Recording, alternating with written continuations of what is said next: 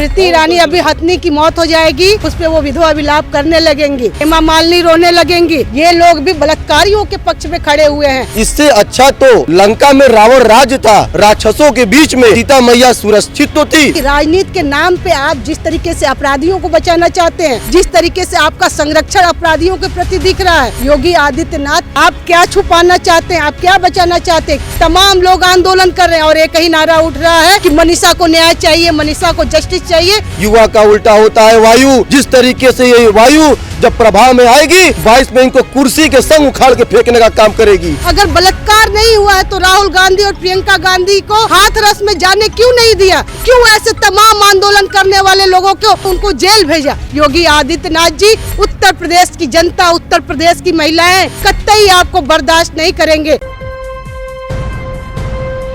Live TV, सच सबसे आगे। स्मृति ईरानी अभी हथनी की मौत हो जाएगी, उस पे वो विधवा विलाप करने लगेंगी, हेमा मालिनी रोने लगेंगी। तमाम ऐसे जो मंत्रिमंडल में लोग बैठे हुए हैं बीजेपी के, हथनी के मरने पे तो रोने लगते हैं। जब उत्तर प्रदेश के अंदर बच्ची को जलाया जा रहा है, जिंदा जिंदा बच्चियों को जलाया जाता है, हाथरस में बच्ची के साथ रेप होने के बाद उसको जलाया गया, घर वालों को सौ नहीं दिया गया, तब ऐसे लोगों के मुंह पे ताला लटक जाता है, काली पट्टी चिपका लेती हैं ये लोग। ये इसलिए पट्टी चिपका लेती हैं क्योंकि इनके जो मुख्यमंत्री हैं, इसके जो प्रधानमंत्री हैं, जो हिंदू धर्म के नाम पे सिर्फ रोते रहते हैं, हिंदू धर्म का नारा देते रहते हैं, आज उसी हिंदू धर्म की बेटी को धर्म के हिसाब से नहीं जलाया गया, धर्म के हिसाब से उनके घर परिवार को उसकी डेड बॉडी नहीं दी गई, तो ये लोग चुप्पी साधे हुए हैं। ये लोग भी बलात्कारियों के पक्ष में खड़े हुए हैं। ये लोग सिर्फ राजनीति करने वाले लोग हैं। ये लोग सोचते हैं कि विपक्ष के खिलाफ कैसे कोई एक हमको मुद्दा मिल जाए, उस पर हम चिल्लाने लगे।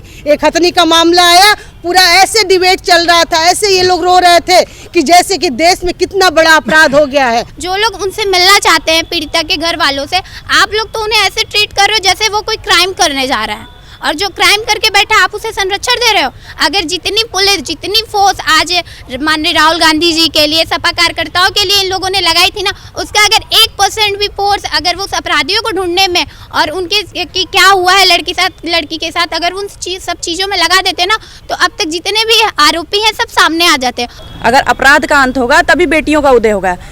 आए दिन अगर मैं यहाँ खड़ी हूँ तो मैं ये नहीं कह सकती कि अभी अपराध नहीं हो रहा है। मैं यहाँ खड़े होकर बोल रही हूँ तो यहाँ पे भी अपराध कहीं ना कहीं हो रहा है। तो इस पे लगाम कौन लगाएगा? अपने से नहीं लग पाएगा। इस पे लगाम तब लगेगा जब हमारा कानून इस पे सशक्त अपना अभियान चलाएगा।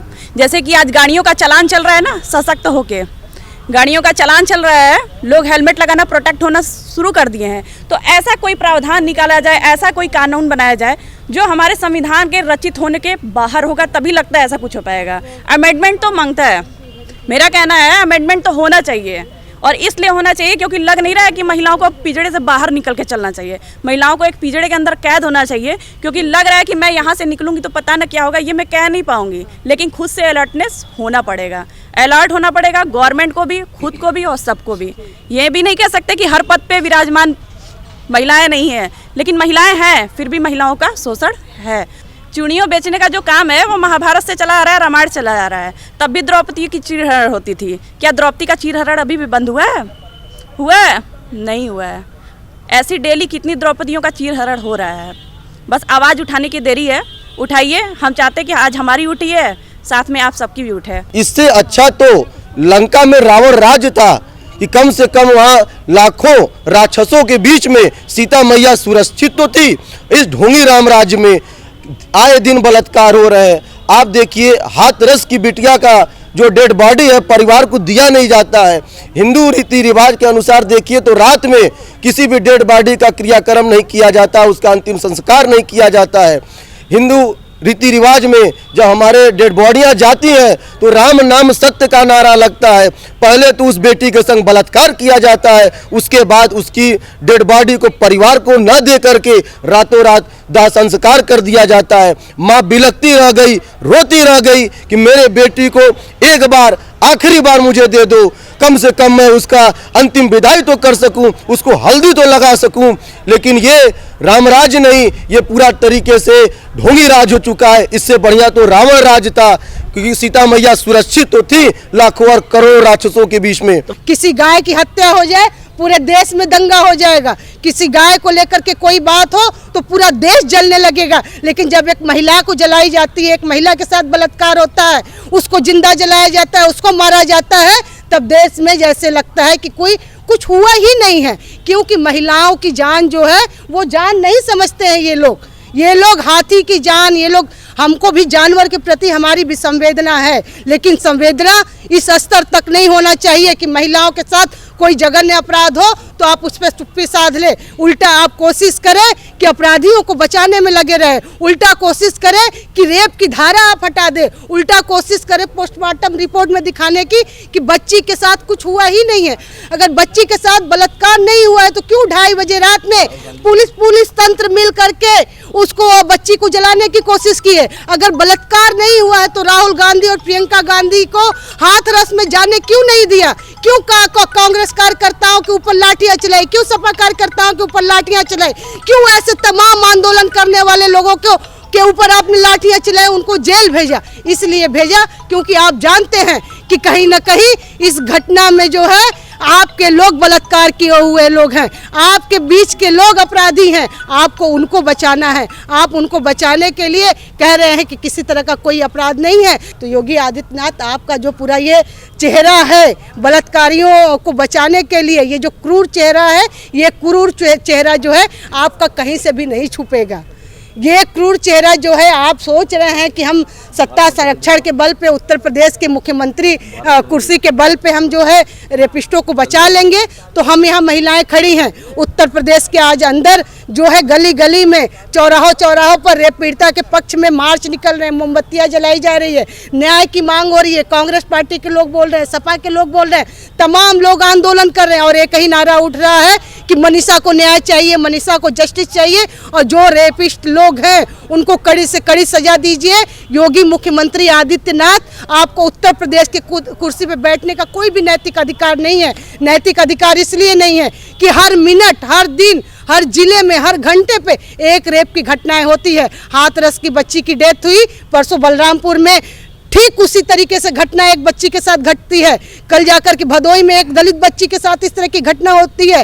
कोई ऐसा दिन नहीं बचा है, कोई ऐसा मिनट नहीं बचा है कि उत्तर प्रदेश के अंदर रेप ना हो तो महिलाओं के साथ। महिलाओं को भाई क्या समझ रखे हैं आप? लेकिन उत्तर प्रदेश के मुख्यमंत्री योगी आदित्यनाथ जी, उत्तर प्रदेश की जनता, उत्तर प्रदेश की महिलाएं, ये छात्र नौजवान कतई आपको बर्दाश्त नहीं करेंगे। आपको उत्तर प्रदेश में वोट देकर के उत्तर प्रदेश का मुख्यमंत्री बनाया था। 2022 में यही महिलाएं आपको सबक सिखाएंगी।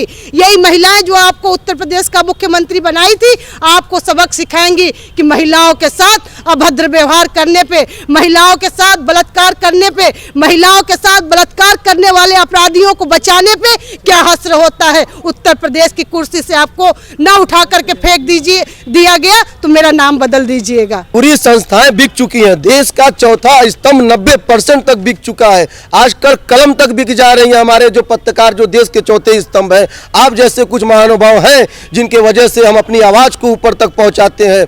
मैं शुक्रिया अदा करना चाहता हूं, धन्यवाद देना चाहता हूं कि आज हमारे आप दुख में आए और हमारी आवाज को ऊपर तक, हमारी बहनों की आवाज को ऊपर तक उठा रहे हैं। इसी तरीके से स्मृति ईरानी थी, मनमोहन सिंह को चूड़ियां देती थी। आज स्मृति ईरानी इतनी मलाई खा चुकी हैं कि आप देख सकते हैं कि उनके मुंह से बोलती नजर नहीं आती।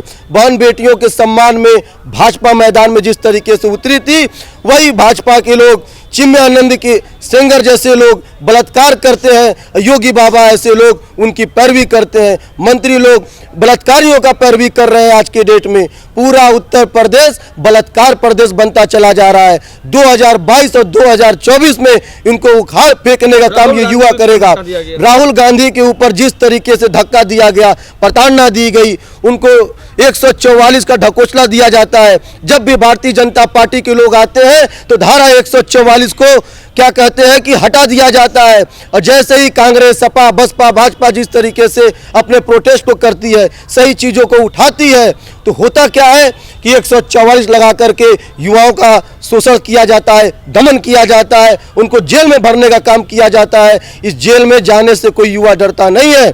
युवा का उल्टा होता है वायु। जिस तरीके से ये वायु जब प्रभाव में आएगी तो 22 में इनको कुर्सी के संग उखाड़ के फेंकने का काम करेगी। जो विपक्ष की भूमिका निभाने वाले और भी पार्टियां थे, वो उनकी चुप्पी भी इस पे बड़ा खतरनाक दिखती है। जैसे बहन मायावती जी खुद कहती थी कि हम दलित की बेटी हैं, लेकिन आज दलित छात्रा मनीषा के साथ बलात्कार होता है, मायावती जी ट्वीट कर करके अपना फर्ज निभा देती हैं, लेकिन सड़क पर वो उतर करके मनीषा के पक्ष में आंदोलन नहीं करती हैं। माननीय अखिलेश यादव जी से भी हमारी इस संदर्भ में सवाल है कि आपको भी सड़क पे उतरना चाहिए। ठीक बात है कि आपके कार्यकर्ता एक स्तर पे सड़क पे उतरे हैं, लेकिन आपका दायित्व तो बनता है कि उत्तर प्रदेश की सड़कों पे उतर करके मनीषा के लिए न्याय की लड़ाई लड़िए। लेकिन इस मामले में हम लोग देखते हैं कि माननीय अखिलेश यादव जी की चुप्पी, माननीय मायावती जी की चुप्पी कहीं ना कहीं भाजपा जो अपराधियों को संरक्षण देने में लगी हुई है वहीं खड़ी हुई दिखाई देती है। और हम बात करना चाहते हैं कि ये जो मंत्री महिलाएं जो मंत्री हैं, विधायिका हैं, ये लोग भी कहाँ हैं? क्या एक महिला का दर्द आपको नहीं दिखाई देता है? क्या एक महिला के साथ बलात्कार आपको नहीं दिखाई देता है? क्या एक महिला के साथ ज्यादती आपको नहीं दिखाई देती है? किस तरह की महिला है भाई? माननीय नरेंद्र मोदी जी को ये भी बताना चाहिए कि आप भारत नहीं चला पा रहे हैं। केंद्र में आपकी सरकार है, उत्तर प्रदेश में आपकी सरकार है, आप क्यों नहीं उत्तर प्रदेश के मुख्यमंत्री से इस्तीफा मांगते हैं? आप क्यों नहीं कहते हैं कि आप छोड़ दीजिए उत्तर प्रदेश का कुर्सी, क्योंकि उत्तर प्रदेश कहीं से आपसे नहीं संभल रहा है।